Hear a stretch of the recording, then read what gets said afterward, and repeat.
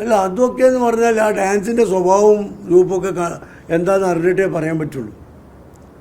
അത് നമ്മുടെ സാംസ്കാരിക നിലവാരത്തെയും വിദ്യാർത്ഥികളുടെ സദാചാര ബോധത്തെയും ഒക്കെ അപഹരിക്കുന്നതാണെങ്കിൽ ശക്തമായി പ്രതിഷേധിക്കും.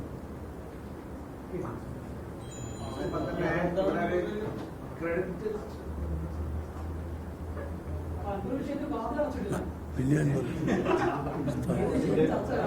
നിങ്ങളാണ് ഇപ്പോഴും അടക്കാതിരിക്കുന്നത്.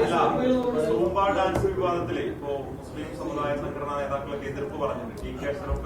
അത് അല്പവസ്ത്രധാരികളായിട്ട് ആൺകുട്ടികളെ പെൺകുട്ടികളെ ഒരുമിച്ച് ഡാൻസ് കളിപ്പിക്കാണെന്ന് പറയുന്നുണ്ട്. അബ്ദുൾ സമദ് കോട്ടത്തെ പോലെയുള്ള നേതാക്കളും എതിർപ്പ് പറഞ്ഞിട്ടുണ്ട്. അപ്പൊ ഈ നേതാക്കൾ പറയുന്ന നിലപാടിനൊപ്പമാണോ മുസ്ലിം ലീഗ് കാര്യത്തിൽ? അല്ല, ഞാൻ പറഞ്ഞല്ലോ, അതിൻ്റെ രൂപവും ഭാവവും വ്യക്തമായി അറിഞ്ഞതിന് ശേഷം ഞാൻ പ്രതികരിക്കാം. മതസംഘടനാ നേതാക്കൾ പറയേണ്ടതാണ്. അവരാണ് ഇത്തരം കാര്യങ്ങളിൽ ഇടപെടേണ്ടത്. മതവിശ്വാസത്തെയും സാംസ്കാരിക കാര്യങ്ങളെയൊക്കെ അപഹസിക്കുന്നതാണെങ്കിൽ സ്വാഭാവികമായും മതസംഘടനകൾ ഇടപെടണം. ഞങ്ങൾ പഠിച്ചുകൊണ്ടിരിക്കുകയാണ് അതിൻ്റെ സ്വഭാവം.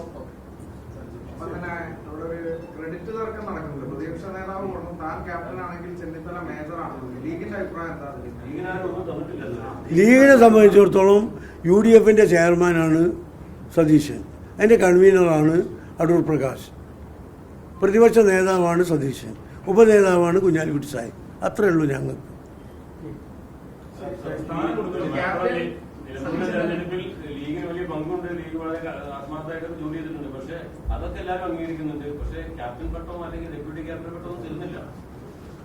അല്ല, അതിന് ഞങ്ങളങ്ങനെ ആർക്കും പട്ടം കൊടുത്തില്ലല്ലോ. ഞങ്ങളാർക്കും പട്ടം കൊടുത്തിട്ടില്ല. അങ്ങനെ പട്ടം കൊടുക്കേണ്ട ആവശ്യമില്ലല്ലോ. നിങ്ങളിങ്ങനെ ഓരോരുത്തർക്ക് പട്ടം കൊടുക്കല്ലേ നിങ്ങൾ?